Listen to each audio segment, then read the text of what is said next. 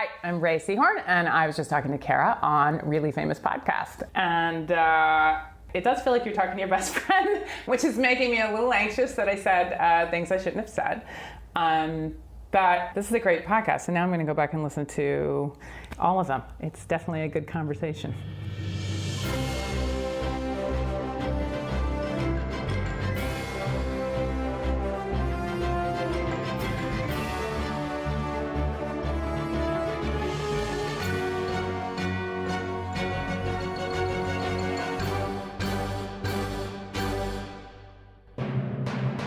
Hi, I'm Kara Mayer Robinson, and you're listening to Really Famous. Yeah, I interview people, famous people, but I'm not really interested in the same old questions. I like to get to know who the person really is, and my famous guests seem to like it too. So sit back and enjoy. It may feel like a therapy session, or it may feel like good friends catching up. My guest today is Rhea Seehorn. Rhea plays Kim Wexler on Better Call Saul, the prequel to Breaking Bad, that's having a stellar 5th season right now, and Rhea is front and center. We met when they had just wrapped season 4, so that was a little while ago, but I'm rerunning it in honor of the finale of season 5. So I really enjoyed this talk with Rhea, who you may also know from the show Whitney.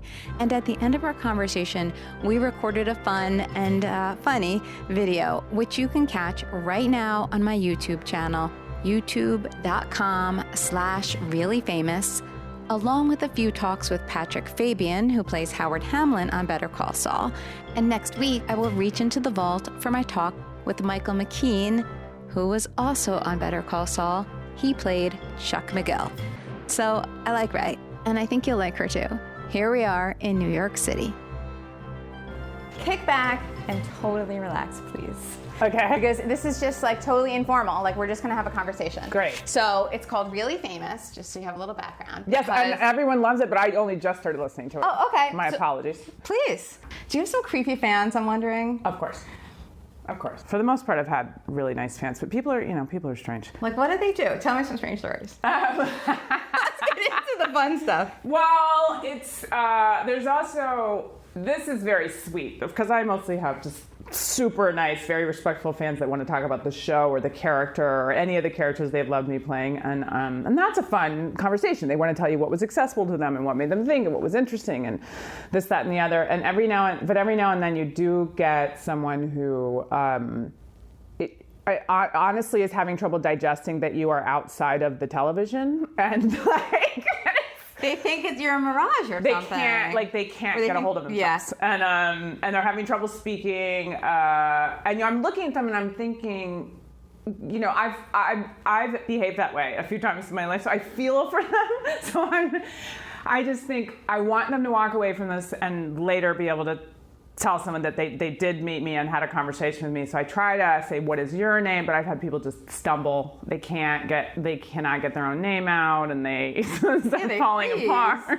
But that's just cute. That's flattering. Okay, so who did you get that way with? The writer George Saunders. I literally acted like old films of people meeting the Beatles. Just crying, standing in line to have my book signed, and then attempting to control myself, and it didn't work. Trish Almeida, who's now become a close friend of mine, she does my hair on Better Call Saul, the famous ponytail, and she also does Al Pacino's hair. Yeah, she does your ponytail and Al Pacino's like up hair? Different films of his, like Paterno and The Irishman, right? Isn't that in the new Scorsese one? Yes. And lots of other stuff. She's been around him for a while, but he invited her and a couple of our cast to go up to see Salome when he was doing it at the Santa Fe Opera House. And we went backstage and we got to meet him, and he's so nice. And you could see he's trying to make this experience normal for you, but you can't stop. Just giant frozen grin, and you're acting like an idiot, but you cannot control yourself.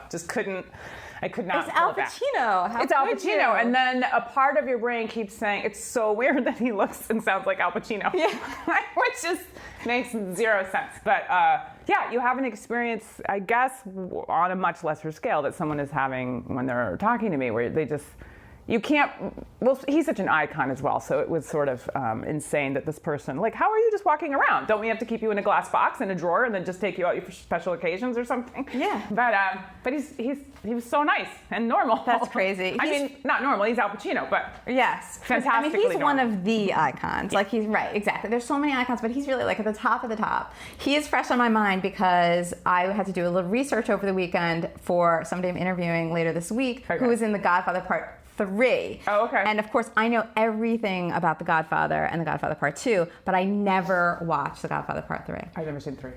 Well, either. don't bother. No? Are you allowed to say that? Wait, are you interviewing this someone is who's in real. it? He was in it a long, long time ago, but I do. What are you going to say if he says, how did you like Godfather Part 3? He's not going to ask me because he knows that the answer would be, I didn't like it, because everyone knows it's really, it was funny, I was also talking to my daughter the other day about it was like a travesty and a tragedy. There's a difference in the two words. We're talking about semantics, but never mind that. But it really was like, it should not be, it is a crime. Oh, Godfather, I'm not going to say all this, but Godfather Part 3 is a crime to Godfather and Godfather Part 2. Don't say it. But don't lead with that in the interview with him. You don't think that would be a good start? He has done a million things since But then. what if his response was like, thank God somebody finally said it. Let's talk about it. Right. Let's just get in there. Well, I think I am gonna ask him. Maybe you can tell me, give me a little advice. So I feel like you can't, it's the elephant in the room. You can't not address it. If he feels uncomfortable, he just won't want to talk about it, and then we won't talk about it. I won't put him in a weird position. But at the same time, it's like, he has got to have heard this, or he has to know this for so many years. So Correct. isn't it like, why are we going to pretend? Like, let's just talk about it. I'm not as a zing. Yeah. How does it feel? How about this question? I'm going to cut all of this because I can't because of him. I like it. But Keep let's it. just say it now. I'm going to say it. But like, should I just say something like, okay, how does it feel to be in the only Godfather that is a disgrace against mankind? Yeah, that's not better. That's not a better slant on it at all. Moving on. Cutting.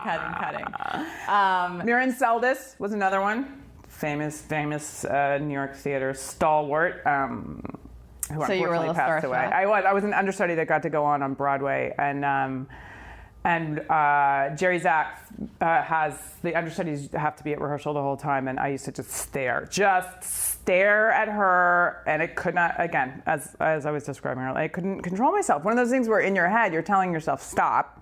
This is not okay at this point. There's catch a glimpse, then there's staring, and then there's you are really going to upset somebody, I could not stop. And luckily she was very gracious in all of her velvet robing, and she was just fantastic. And then when I had my debut, the stalwarts, Alex Corey, Louis Zorich, Louis Statland, Bill Moore, the late great David Margulies, all these people were in it, and so they all had these solo grand bows, and then I was sort of more with the ensemble. But she knew that it was my Broadway debut, so when they were all finished, she did a grand gesture for me to come back up to the front, and at the Richard Rodgers Theater, and then there was like mass applause because she let people know that it was my debut. She was lovely. She was absolutely lovely. That was like such a gift she gave you. Oh yeah, no, I was obsessed with her. Yeah. Who was I just talking to? I'm trying to think. Well, I just met John Patrick Shanley, playwright, and. Again, you can see when someone of that caliber is working to make sure that you're calm. But he happens to be a fan of the show and my work, so I was able to at least then have a way into having a conversation instead of just that is bubbling. Cool. So also, I think that it's probably nice that you have the show because so many people do know it, and so many people not just do they know it, but they're like big fans, right? Like you have the people who love it, love it. Yes. Yeah. So I would think that would kind of be nice, that no matter who you're running into. It is, but there's plenty of people that don't know. There's also a lot of people that don't know it. There's people that haven't seen the show, but it's so funny. There's a lot of people that they know you that are fans of the show, but they still can't put one and one together. What they're thinking, what their, I guess, cognitive reasoning is telling them is that they actually know you from real life. Where do I know you from? And that's always weird because you don't know, should I list my resume like an asshole or just let this person string it out? Because some people will not give up. They start guessing what state I went to high school, and do you work at the so-and-so, and it's this, and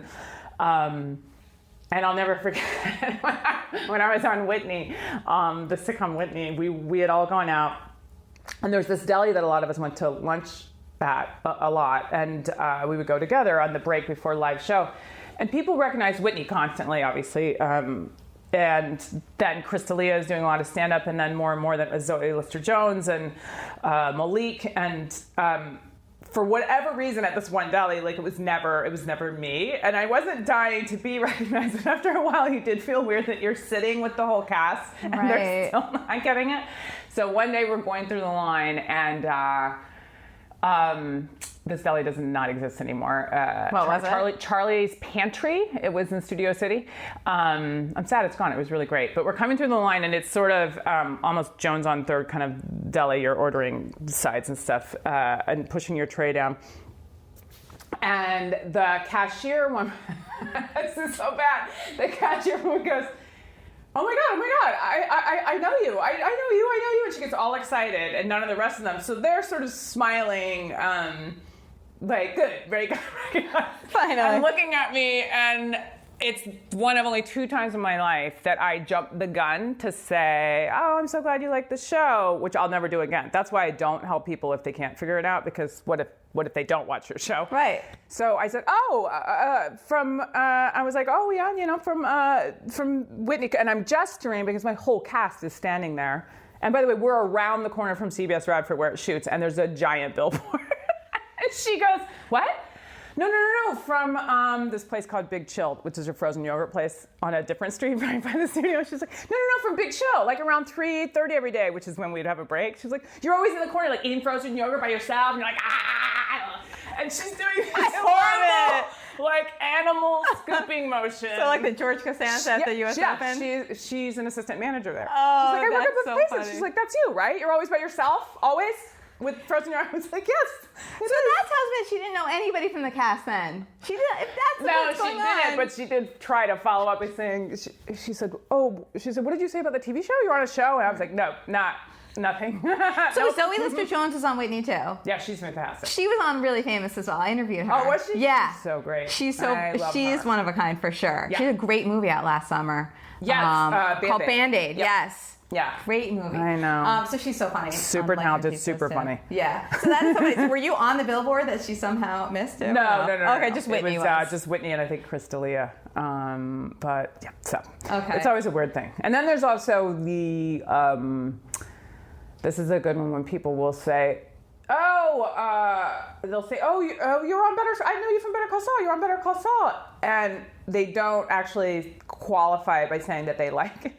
So then there's a weird just stand. Yes, I know what you mean. I see what you're saying. Well, it's very presumptuous to say like, thank you, because what do you...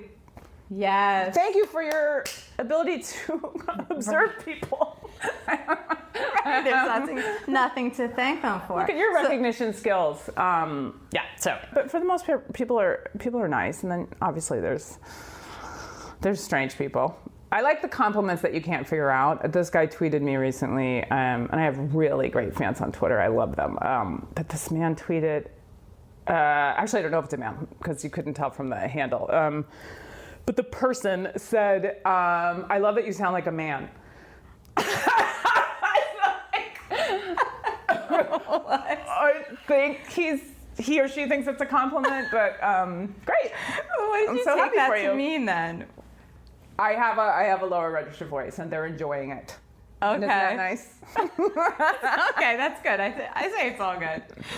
In fact, now that you said Twitter, you retweeted one of my tweets once, like a year ago. I was quoting Kim Wexler, and it was, tell me if I'm wrong, because I said something like, greatest line of the season or whatever. You don't save me, I save me. Ann Sherkis wrote that. Great line. Excellent line. Yeah. Loved it. Well, the writers always tell me they prefer me to say the whole writer's room, because the whole writer's room is writing everything together. But that was Ann Sherkis' episode. Okay. And she's an exceptional writer. And let's just say she wrote that sentence. So that was She probably did. Yeah, okay. That was a great line, and that to me like embodies the coolest thing about Kim is that she's like, that I can't even say it better than just that line says it.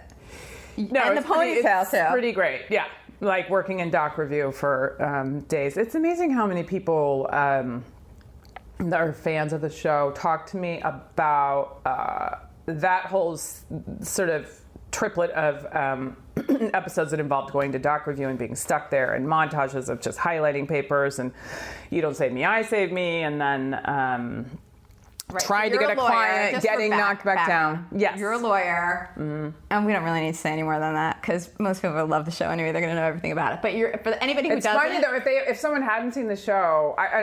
Who did I meet? Like someone that was friends with my mom. She's like, "Oh, what's it about?" And I said it was a prequel, and I said it's an origin story of two people that appear in Breaking Bad, but she had not seen Breaking Bad either. And then I started to stumble because I thought it's very hard not to spoil that. And even she said, well, what do you play? And I said, I play a lawyer. What's your relationship with Jimmy? And I said, that's part of season 1's discovery that I think I wouldn't want to ruin that for somebody. And do you know what I mean? The writers write this show presuming a very high intelligence from the audience, and they don't spoon feed you stuff. Right. I think that is the audience. I think that's who's drawn to the show generally. It's not for somebody who wants to be spoon fed. No. There are plenty of other shows that they can watch. Yes. Right. Yes. So right, but I don't. So it's a hard thing to describe if somebody has not seen it. I'm gonna take a stab at it. Go ahead. So it's a prequel to Breaking Bad, which many people have seen, but certainly not everybody. Mm-hmm. So you don't want to explain Breaking Bad, of course, but it was a prequel to Breaking Bad, and if you have seen it, you know Saul Goodman. So it's basically the story of how he kind of came into who he was when you see him on Breaking Bad. Yes, as well as Mike Ehrmantraut. Right, because Mike Ehrmantraut is also yes, he was huge in Breaking Bad, and but I think aren't we surprised to see him at the beginning of Better Call Saul, or was he right there from the beginning? I don't remember. He's right there from the beginning, from episode 1. In the parking toll booth. Oh, that's right. He was literally there. And my mom is in Virginia, and she texts me while she's watching the show, and she's never seen Breaking Bad, but her experience was just as rich in storytelling, just different. She's but it was interesting. Yeah, you don't need to have seen Breaking Bad. Got stuff that you wouldn't. It's not like they were, hitting you over the head with this. But she would text me, I don't feel right about the guy in the parking booth. I just think there's something wrong with the guy in the parking booth. She picks up on something. Yeah, but there's also something so amazing about the guy in the parking booth. Right? Yes. About being in the parking toll booth? Yeah. Yeah. There's something, right. Not, so you may good. be feel a little bit reluctant, but at the same time, there's something really, really special about that guy. Oh, for sure. Just saying. So you don't have to have seen Breaking Bad, I don't think, to watch Better Call Saul. But I personally think you should. It's one of the best shows of all time, but definitely. But it is not, you don't have to have seen it to enjoy Saul. Did you watch it in real time before you got the job? Yes. Breaking Bad? Yes. Not as it aired. I was late to it and then binge watching it. You had seen it already though when you got the gig? Oh, for sure. Yeah. So and before I even auditioned, yeah. Was that intimidating then? Because it is one of the greatest shows of all time. Very much so. I thought about, when I got the audition, I thought about trying to cram and watch at least whatever, just the last season again or something like that. And then I thought that's just going to intimidate me more. Yeah. You know what I mean? And also to go in and try to mimic a style or a tone would sort of be deadly, I think. You should know if you're going in for a farce versus a sitcom versus a drama on cable versus a drama on network, whatever. But I knew the tone they normally do. But the other thing is nobody really knew what they were doing with the show. Is it going to be a comedy? Is it going to be? So I asked those sort of questions, and then the sides, as is usually the case with many auditions these days, because constant leaks online, you get fake sides, you have fake scenes. So I wasn't entirely sure what Kim would do. Are parts of the script that you get right before you are in that episode or whatever. Well, for an audition, it's... for the audition, Yeah. And then there's a callback that might have different sides. But yes, it's a couple of pages of a script. And in this case, when they're fake sides, that means it's a scene that is not part of the actual script. Sometimes completely different characters. Sometimes it's a scene that is from episodes far down the line. In this case, it wasn't. It was a completely separate Thanks. So, it was a little bit of a mystery trying to figure it out. And I was intimidated. And then by the screen test, but it was with Sharon Bialy and Sherry Thomas and Russell Scott, and they are casting directors in Los Angeles that are among a handful of casting directors that really direct the scenes and are extremely buoying and enabling of an actor doing their best rather than see like, how good are you in the worst possible circumstances, which sometimes is what it feels like in front of producers, in front of casting anything. You feel like, is this trial by fire to see, are you able to do good work if I look at my phone and eat the whole time and you can hear everybody else's audition through the wall and this, that, and the other. So you think they do that purposely? I don't, but I think they're wondering, I don't think it's manipulative as much as an assumption that if you're good, you should be able to work no matter what. And these are the circumstances we have. I don't think anybody, gosh, I hope nobody's actually that evil, but maybe they are. It doesn't make sense. Maybe it's not even evil, it's just practical. It could be a power trip. Yeah, I'm sure there must be someone, a producer or a director or casting person out there that does feel that way. But Sharon, because Vince and Peter were already in Albuquerque scouting for locations and getting ready for the show, it was just them putting you on videotape, which can sometimes feel very removed. Like, what if the director had a note for me that is a different take? Like, my choices are perfectly valid, but that's not the direction they're doing the character, and now I missed out on that. And it can be, you can feel quite, I know a lot of actors feel the same as I do, that it would kind of be like going in any other career, going on a job interview, and they really, really liked you, except they were really hoping that an animal lover would be the next staff member. That would be somebody that loves animals. And you're told that when you get home, and you're thinking, I am. Why didn't anybody just ask me? Yeah, if only I knew then. Right. Or they wished you had a certain skill set. They're really looking for somebody who speaks French, but they never asked you. And so that's how I think, I definitely myself, and then a lot of other actors feel when you're not directed, which is actually more often the case. And by that I mean, if I gave you a scene and you were supposed to recreate, if I wrote the scene that we're doing right now, but you've never met either of us, and nobody gave you a description of the characters, or they did, but it was general, and you had to go in and choose everything like, I wonder if my character has animosity towards the other character. I wonder if there is envy. I wonder if one of them is uncomfortable. I wonder if one of them feels more shy than they're pretending to be. I wonder if one of them hadn't eaten, and so it's physically uncomfortable for the whole interview. So you make all your choices, and that's your job, to make interesting ones that fit a portrait, this little tiny snapshot that you make and go in and present like a 3-minute theater piece. And you, without direction, without somebody saying, if you got direction in an audition, it would be something akin like, that's great, Kara. I want to see, what if this is this first person's interview? Can you make it look a little more like she's struggling to figure out how to do this well? And you're like, of course.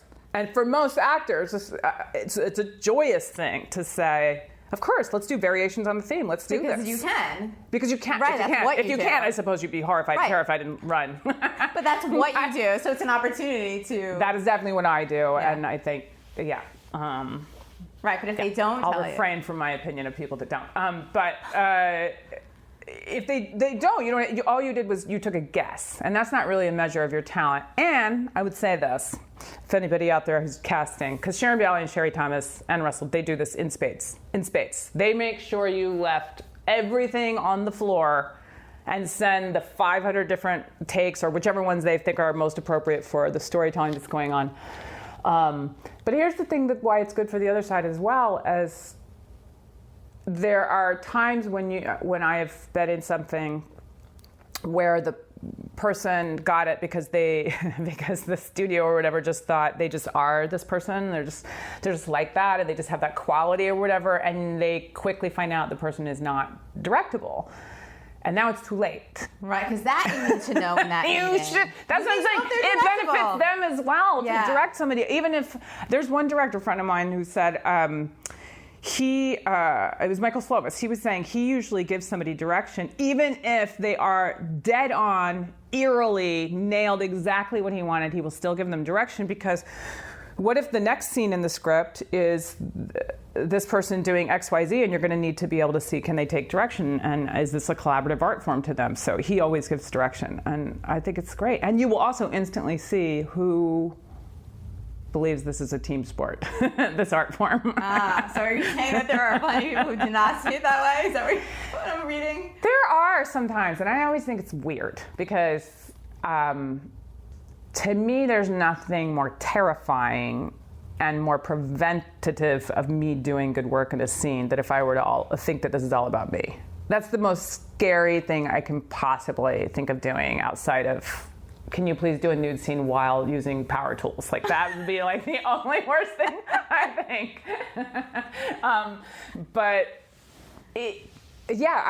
I feel like that's when I feel freest to do my work, as well as most of the people that I can't think of any person that doesn't fit this description. Somebody that I really like their work, that I've ever had the occasion to meet and talk to them about their process, they feel the same.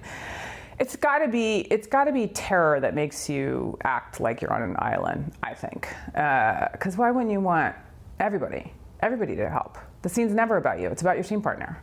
Right. It's about the space between the two 100%. people, right? Exactly. And it's about the costume that Jennifer Bryant just made, and the makeup that Sherry Montesano did, and the hair that Trish Almeida did, and the the line that Ann Cherkis wrote, or Peter Gould's show running. Right, so Kim Wexler is pretty clear, I think. But although she's also kind of not that clear, quite honestly. I don't find her that clear. I actually, it's funny because, so I had Michael McKean on Really Famous last year. Yeah. It was right at the end of the season. He's amazing. He's amazing. Holy he would 100% cow. back up what I'm saying about if you can't be generous and present in a scene, then just get off. Yeah. Just go. No, So we don't have time for you. I asked him about how he prepared for some of those like huge scenes he had last season. Oh, the courtroom stuff? Yeah, the courtroom stuff, exactly. Did he tell you we didn't leave that room for 5 days, 14 to 16 hours a day? That he didn't tell me. And he did it over and over and over. Oh, really? How did you say he prepared? No, he was talking about like how he would learn his lines in his room because he was basically by himself in the hotel room because his wife, Annette O'Toole, who was also on the show months later, and she told me a story about she's fantastic. How she watched it, like how she and he watched Better Call Saul together. Oh, yeah. And it's like the coolest thing. Like she was telling me that like they sit together. I think she's like sitting in front of the couch and he's on the couch, and they're both watching together. And she like looks up at him and she's like, "This is so appropriate because I'm so in awe of you when I see you on screen playing Chuck McGill." And it was like really cool. But like who? That. Yes, and of course, who isn't in awe? But we talked about. We got a little track, but so she's in New York or LA or wherever she was at the moment. He's there alone, so it's all this time in his hotel or wherever he's staying, short-term housing or whatever, to just go over the lines over and over and over, so that they just come out. I guess like muscle memory or whatever. And then it's the emotion and everything you see. He's just living. He's just being Chuck. Right. I hope I'm doing that justice. Listen back to make sure that's how he described it. You do the homework, and people have different minutia to the techniques that they have for or tricks or whatever to learning lines. But on our show, it is to the letter, word perfect, and that's because it's not, in my opinion, it's not complete realism or naturalism. The writing, there are incredibly naturalistic dialogue sections, but people also speak in a slightly outside of realistic way. And it is filmed in a slightly outside of realistic way. So there's a kind of poetry, and each of the characters has a different kind. So the idea of like insisting that you make your language more casual or I don't think I'd say it this way. It doesn't sound like me. It's like, well, it's not called Ray, so nobody cares. I would never say that anyway. I mean, certainly 4 years in, you start to wonder like, oh, if Kim were to suddenly be cursing up a blue streak or something, I would question just what are we adding out of curiosity, because they don't do anything accidentally. But I think you're right about Kim being. But I think what I was going to say about Michael was that I think we talked about your character too, and like he had said something like, she is so complex, I think, and I think that's true. Like is in a way you feel like, oh, I know exactly who Kim is with her ponytail, right? And you could see her, the ponytail and the colon semicolon issue, Post-it notes, all that is so clear. But at the same time, it's like, well, wait, who even is she? Like, one of the moments where I felt like, well, I don't even get this, was when they were in like a hotel bar or something. She's with Jimmy McGill, and they were doing some scams together or whatever. So he started probably, and then you joined him. She sort of reluctantly. Yeah, but then she was good at it. Then she was really good at it. And I'm thinking to myself, like, well, who does she have a wild streak? I feel like she doesn't at all, though. But like maybe she must. And so there is that question, I think, that runs throughout. Do you feel like you know the answer to that, or do you play to that? No, I mean I build. They're like puzzle pieces, and in the beginning, in season 1, you knew very little about her, and her speech was incredibly economic. So I try to take the pieces I have and build on that. And I thought, well, if somebody says there's no fat on her speech usually. She says only exactly what needs to be said and nothing else, and actually often prefers silence and just lets people hang themselves around her. And so I took that and I thought, okay, well then who is a person who's that measured in how they speak? And then it started to be, she'd probably be that measured in her gestures as well. So I got very still with the character and very poker faced with the character. And then that it sort of led to me starting to fill in her backstory. To get back to your question, it was like, okay, well if that's point B, if that's where you end up, what would A be? And for me, it meant leaving some type of chaos. And this is all just making up for myself. I like having secrets while I'm acting. And also, joining the mailroom when Jimmy did at a time when she's a little older than the other interns there. That was, more like college age kids in there. So, and she's not from there, she later states, although she will not say where she's from, which was also a very interesting scene with Schweikart and Coakley. But I just started doing the math backwards to say, like, well, what are the most interesting, highest stakes you could put on desperately needing to have control and keep a claw hold into getting into the middle class and going up. And so for me it was, well, then you came from less and more chaos. And she always, and I also thought this character is more interesting if she intelligently chooses Jimmy versus is snowed by him. And they felt the same. So now you have someone who is very aware that he was and probably still is a scam artist to some degree, coloring just outside of the lines, and exactly how far she's not always sure, but sometimes she is. And she's choosing that as first a best friend and then as a partner and best friend, romantic partner. And so the fact that you would recognize that in someone and not flinch. That's an interesting choice. Right? Yes. So those all led me to episode 201. Tom Schnauz wrote that one and directed it. When he tries to show her a scam and she's watching it, and then she participates first reluctantly and then winningly. It all made sense to me. It was shocking to get that script, and then I thought, oh, well, of course. Right. It all makes sense.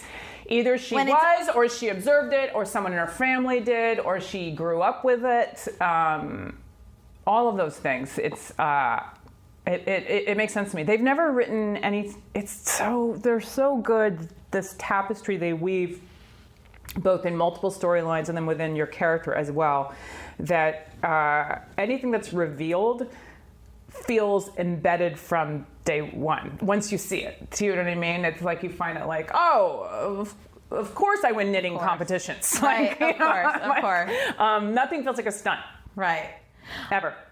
So, did you guys wrap already this We just wrapped 3 days ago. 3 days ago? Yeah, I was home for 1 day and then I flew here. Congratulations. Thank you. So you were in Albuquerque for months, right? 5 months. And then where do you live? You live in LA? Oh, okay. Yeah. Mm-hmm. You are engaged to get married? Yeah. Yes, he's fantastic. Okay, so Graham Larson. Okay, so I saw a little interview of you because when I do some research, I'm checking out I find some interesting little tidbits. I saw a little interview with you, and there's like a story there, right? It was a best friend. Oh no, it was. I went to Le Caro Salon, Rona there that colors my hair, and she's awesome. And but my appointment was messed up, and I was hanging out on a bench, and she was asking me like, who I'm dating or what's going on, and I'm like, nobody, because very shy and weird about saying that stuff. And she said, you know who you should? I said, but if you want to fix me up, I'll take it, because I don't go to bars, I don't do anything, so I thought, like, sure, I'll just because she knows a lot of people. And she said, oh, you know who you should talk to that constantly has fabulous parties and blah, blah, blah, blah, is this one, Mary Alice. I bet you guys would hit it off. So I sit with this woman on the bench. We do hit it off. By the end of the conversation, I said, you don't need to fix me up. I'd rather make a great girlfriend in this town than a guy for any day. So let's exchange numbers. And she said, no, I do know who you should be dating. I know it. And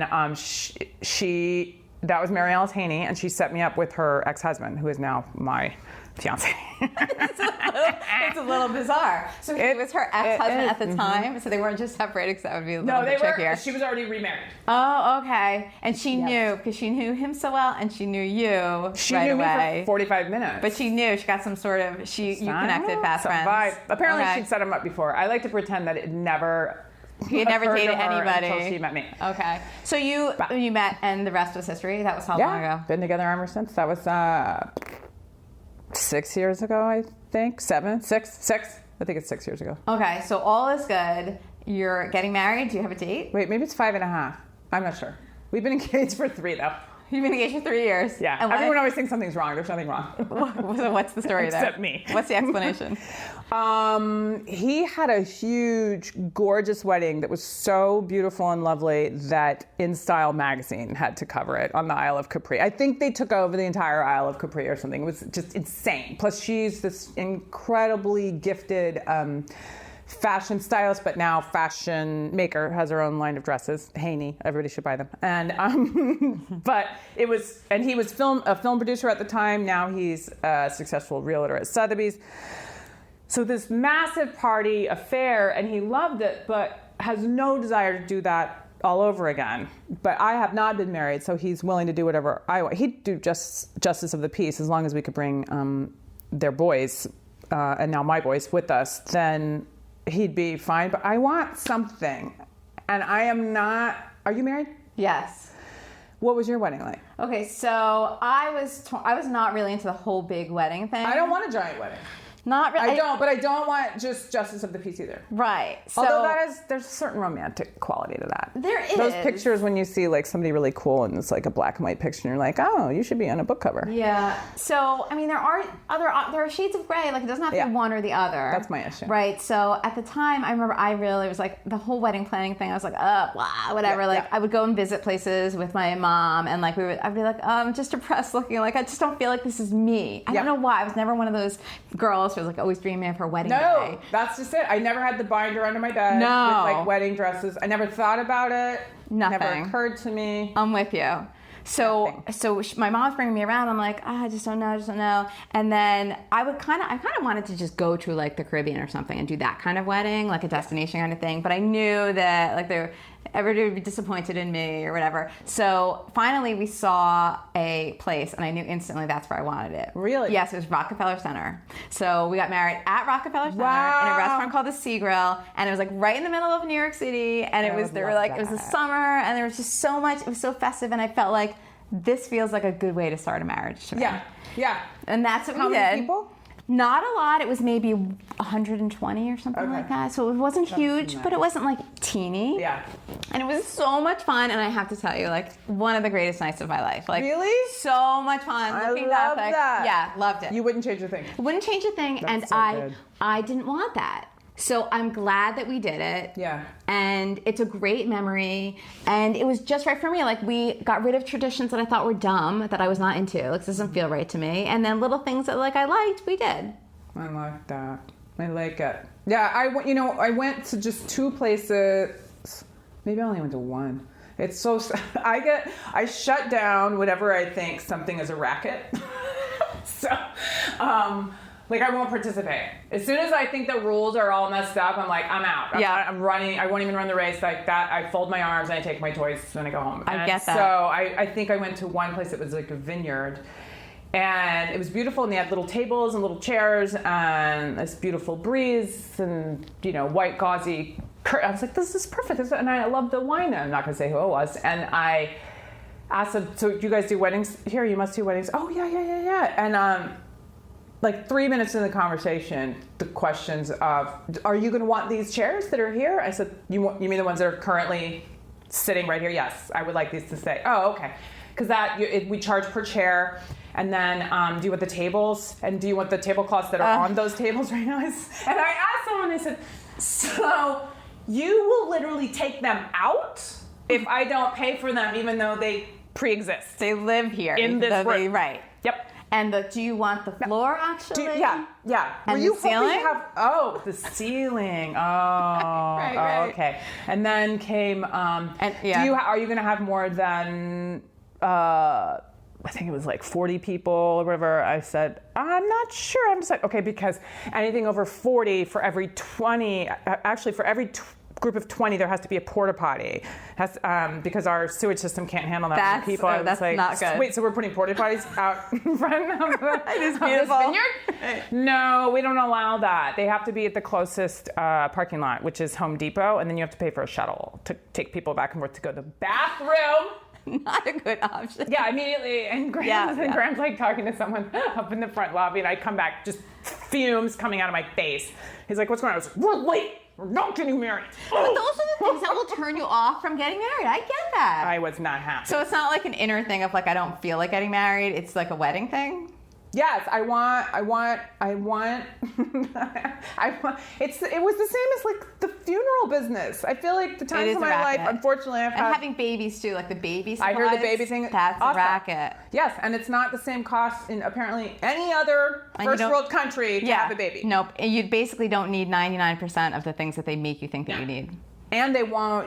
Did you hear that NPR thing where they were trying to just get a hospital and or doctor, OBGYN, to quote the price, because they were saying, what other thing are you expected to buy without being told anything about what the price is? Right. And they wouldn't. They were like, well, there could be complications. She's like, okay, fine. Like, let's say a non-complication. Ballpark, and then you can do a byline that says a possible C-section would be this much added. Line items, yes. Yeah, line exactly. items. Let's just, nope, won't do it. And they couldn't get any answers for why it was more expensive than it is in other first world countries. I'm not talking about third world, first world. Yeah, it's crazy. It's crazy. And I think it's not. And that's why I didn't have a baby. No, I'm kidding. But that goes beyond having a baby too. It's like all kinds of medical things. Like it's the same exact thing. Funeral, like and they're is all the buyer situations where people are under emotional duress. Right, and they're taking advantage of that.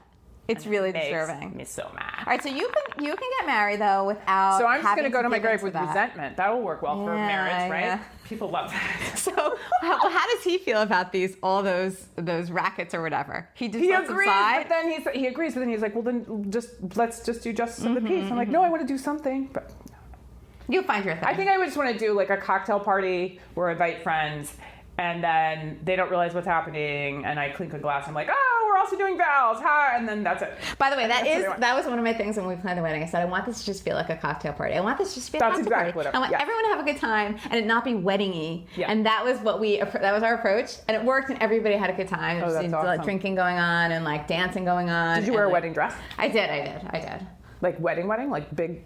Yeah, I mean, not like enormous. I'm not like one of those trained people or whatever. Like, it was a halter top white, like, just kind of simple. I so want you to whip out a picture of you in like a huge ball gown thing. Yeah, it wasn't like I had a simple wedding dress, and that was the end of that. And then a friend spilled his rum and coke on it, and it was all fine because it was fun. Who cared? It was a fun night.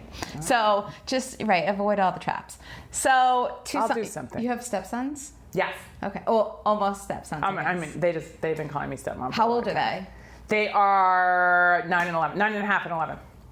Those are nice ages. You'd be really mad if I didn't say the half. Yeah, they're awesome. Okay, they're cool. They're so awesome. And my relationship with them and how close I am with them, and I'm very close with them, is completely because of the permission of their parents, the way they co-parent, Mary Alice and Graham, from day one. From the first time I picked up the boys, Mary Alice was on the stoop of the house saying, "You guys, this is Ray. She's amazing. Wait till you meet Ray. Oh my God, you're gonna love her." Blah, blah, blah. She's great. She honestly goes after it with the idea of the more people, it takes a village. The more people loving my children, and for them to love, the better they're gonna be. And she's amazing, and Graham's the same way with their amazing stepdad, Tom. So that's how they see it as very normal. Good family. It's really like a lot of resources for the kids. Yes. and a lot of nice relationships. Yeah. And they're all different, I'm sure. Yeah, and they've had some great teachers as well.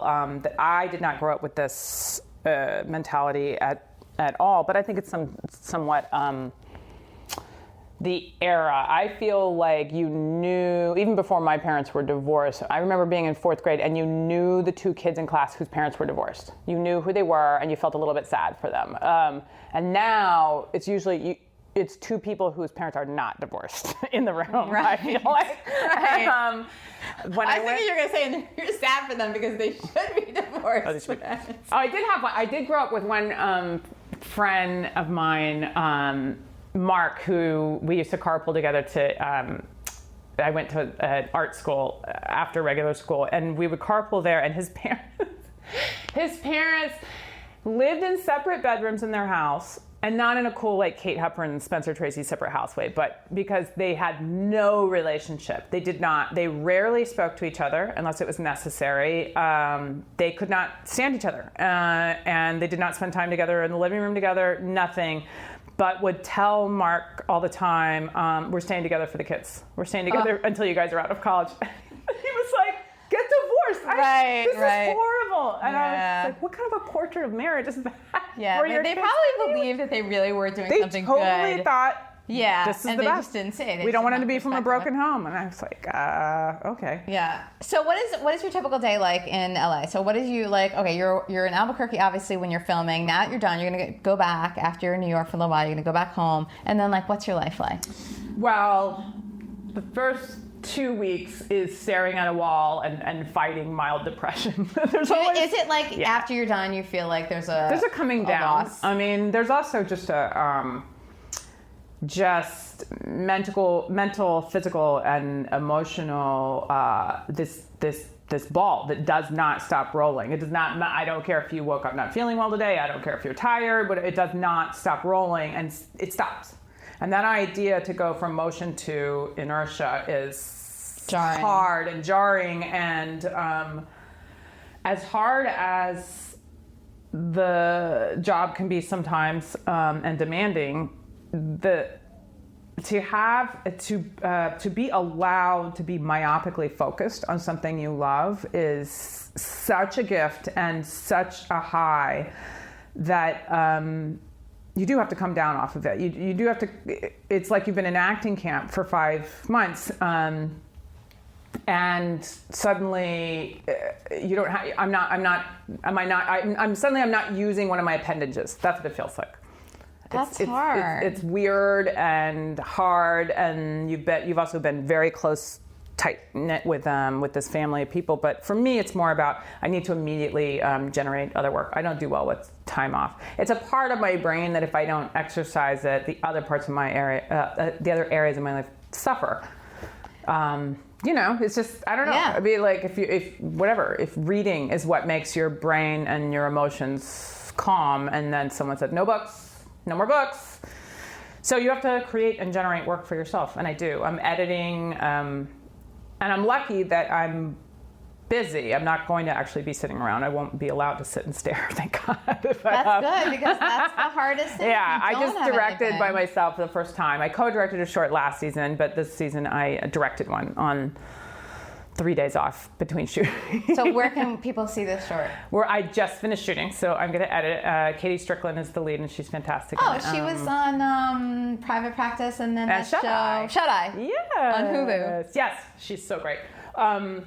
She was also in that show. Which one? She's so talented. Was it Secrets and Lies, or am I mixing that up with something else? There was something with the guy... Ryan Felipe. I think she was in that. I never saw it. But I forget if that's the right name of the show. Okay, but never mind. So I know what you're talking about, though. So she, there was a murder, and they blamed him. Oh, you know what else was in it? Juliette Lewis. Yes. But I never saw it. But I know what you're talking about. And I'm trying to write. I wrote the last piece I co-directed, so I'm trying to write some more. And then just talking to a couple people about projects to act in, because I want to act as soon as possible. So you need to do that. But do you worry that like there's not going to be a job coming up? Like, is it that kind of thing, or is it just that you feel like you need to be doing and doing what you love and also being productive? Right. Well, I don't think, well, obviously there are some. I have not met many actors who don't have some level, not even actors, freelance. Anybody on our show is freelance. If you are not in a position to already know your next job, that terror always sneaks in, and you have to figure out how to moderate it and deal with it in a healthy way, because it's part of your job, is that it's not constant. But then again, even if you had a regular 401k job, people get let go all the time. It's not like there's job security. Yeah, there's not the stability that used to exist. There isn't. World. But constantly, Patrick Fabian and I are very much cut from the same cloth. We have a little imposter syndrome problem. So there is a part of you that goes, guess the gig is up. Mm-hmm. I'm a sham. Right. Finally caught on. But I try to work through that. Of course, I think everybody. I think so too. I've been doing it 22 years now, including theater, and it was always, every single job was like, that might be it. Right. I think that's it. Right. I'm glad I had it, but now I'm like, okay, I can mourn it, and there'll be something different. Yeah. For me in the future. I think that's very common. I do too. Yeah. But it's hard. It doesn't make it easier to manage, knowing that other people go through it too. No, and I would imagine it's no less difficult than any other person who's not in the arts or not in a subjective field, or worrying about how long will the current contentment of my life last. I feel like when it's a subjective thing that you do, as in being in the arts, you can sometimes feel rudderless. And this is a very bad thing that I work to have less and less of in my brain. But you can feel rudderless if someone is not telling you that you know how to do your job in that moment, because it's not math. I can't constantly prove every day that I'm a good mathematician, and I've clearly solved yet another equation by 9 a.m. It's, oh, you're an actor? Did you act today? How'd that go? I'm like, I was insane in my bathroom. Like, if you had seen my monologue. But that's the only thing I think is a little bit different with subjective art forms, and probably even freelance, because if you're an air conditioning repairman that's freelance and you haven't been hired for 2 weeks, it's very hard to not start thinking it's because you're not actually a very good air conditioning repairman. Yeah, but at the same time, you kind of repair it or you don't. If you can repair it, at least you have those successes that are very tangible. Mm-hmm. Like a little bit easier, at least. It's easier to see when you do something like that, a little more concrete. Yeah, after all these years, I've gotten to a place where I have started to be asked to talk to people. And tonight at Split Screens, I'm doing this where they actually want to know my technique and my process, which is a very grab bag of all different methods and techniques that I've learned over the year, and then some that I just learned on the job. And that's an interesting experience to go, oh, I don't have any business telling somebody how to do this. And then I think, well, if I was just coming up in the business, I might I always loved hearing different people's techniques and stuff.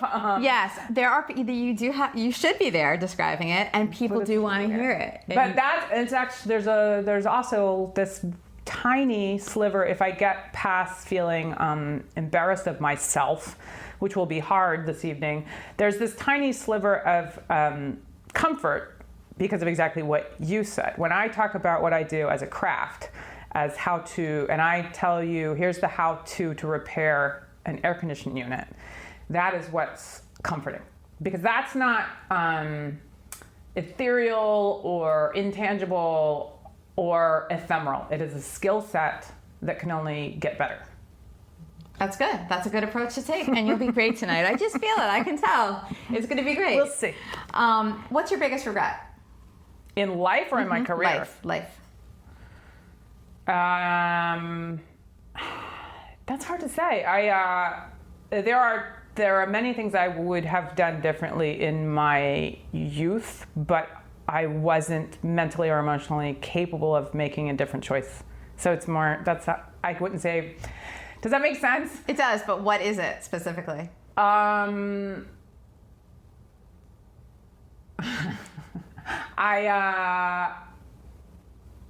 I wish I had superpowers to help both of my parents be happier people with themselves after their divorce. Okay. Well, that can almost not be a regret though, because you couldn't. I behaved poorly when met with anxiety. I wasn't a terror, but I wish I'd handled myself better. So you figured this out later? You kind of like had some... I don't even think I could do differently. I think I behaved, I think I did the best I could for a 15 to 19-year-old. But that's a tough time for your parents to be divorcing, for you to handle it in such a super powerful way. Yeah. Or like a and my superhero. my dad died of alcoholism, and so I wish I'd had superpowers to fix that. But yeah. I didn't. Well, I didn't. You know, I mean, you're human. Yes. You were then, and you are now. The rest of it, no. I was. It's funny. Somebody asked me the other day, like, do I regret not being more cutthroat and agenda-driven in my career? That maybe I would be much more famous. They said something to that degree, and it felt very insulting. And then I went home and thought, why did that strike such a chord? Why did that bother me so much? And I guess it's because I have trouble with what fame or success means anyway.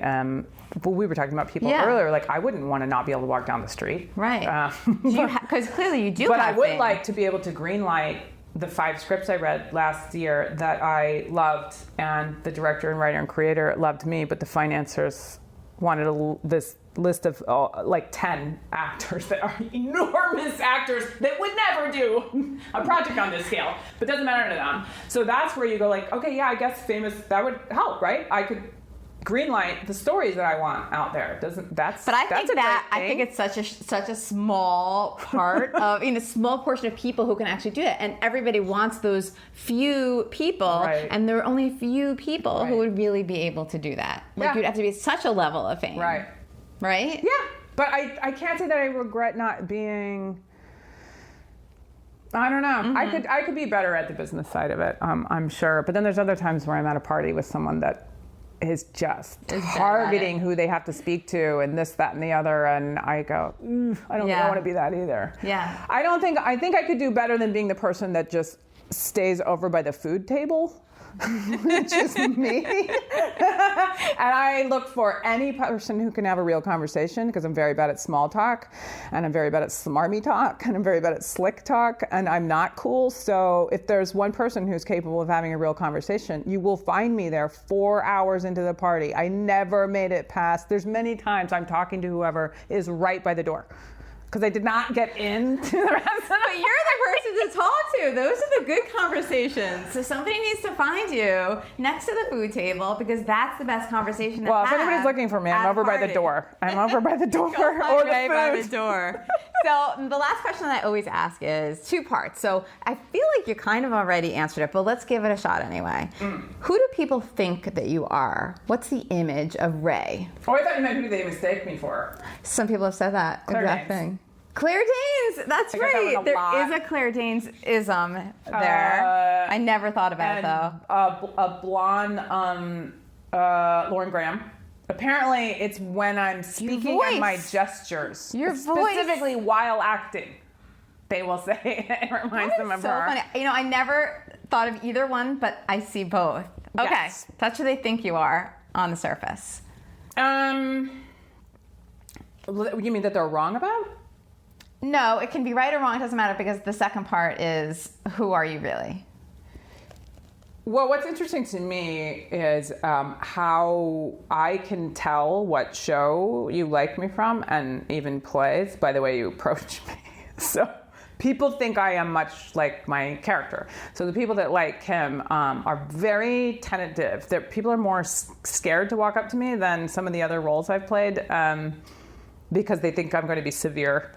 And then I tend to be much goofier than people think. Okay, yeah. You know, I saw your goofiness on the show. What was it called? The Talking Saul, or what was it called? I'm getting it wrong. Yeah. Yeah. That's what it is. Talking Is it Saul. Talking Saul? Mm-hmm. Okay. Yeah, exactly. And I remember you were a guest on that. I remember it was so obvious, like, oh, you're such like a bubbly and fun person. Goofy. That's fine. Okay. But that's fine. Okay, so now, first one. And I'm shorter than people think I am, which I don't know why. Oh, here's another weird compliment that you get. Either of these. You're so much bigger than I thought. And then the other one is, right? Or you look smaller in real life. I'm like, either way's bad. Just skip it. Skip it. Right, this was awesome. Thank you so much. Thank you. Thanks for having me. That was Rhea Seehorn. Catch my talk with her co-star Patrick Fabian right now on the podcast app you're listening to, and also on a video with Rhea at youtube.com/reallyfamous. Stay tuned for my talk with Michael McKean, aka Chuck McGill, and for new talks with a bunch of cool cats coming your way very, very soon on Really Famous, the podcast, and the YouTube channel. I'm Kara. Thanks for hanging out with me and Rhea Seehorn.